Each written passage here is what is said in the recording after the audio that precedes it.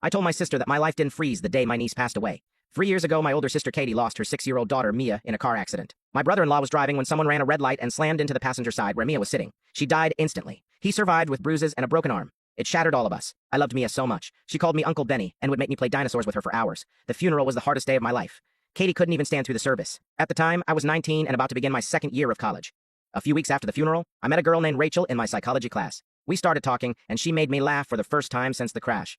At first, I felt guilty like being happy meant I didn't care. Rachel didn't know about Mia yet. She just saw me as a regular college guy, and being around her felt like I could finally breathe.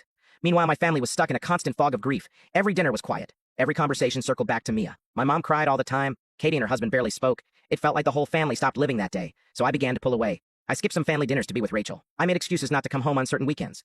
Maybe that sounds selfish, but I felt like I was drowning in everyone else's sorrow and needed space to survive.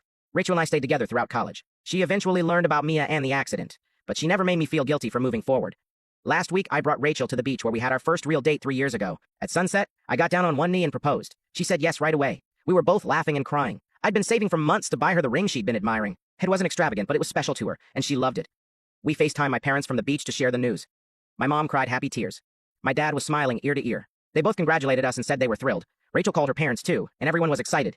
The next morning around 7 a.m., my phone rang. It was Katie. She was yelling before I could even say hello. She accused me of proposing during the anniversary month of Mia's death. She asked how I could be so selfish and just move on, like Mia never mattered. I was confused because the anniversary is in March. This was October, but Katie wouldn't listen. She kept shouting that I started dating Rachel right after Mia died, that I clearly didn't care about my niece, that I was too busy building my perfect life instead of being there for my family. I tried to calm her down and apologize for hurting her. I told her I would always love Mia and never forget her. But then she said the rest of the family had been talking about how I abandoned them after the accident, that I was too immature to handle real tragedy, that I chose some random girl over my own sister who needed me. That's when I snapped. I said it's been 3 years. 3 years of watching everyone stay trapped in misery. I told her I'm sorry Mia died, but life had to continue and I couldn't put my entire future on hold forever.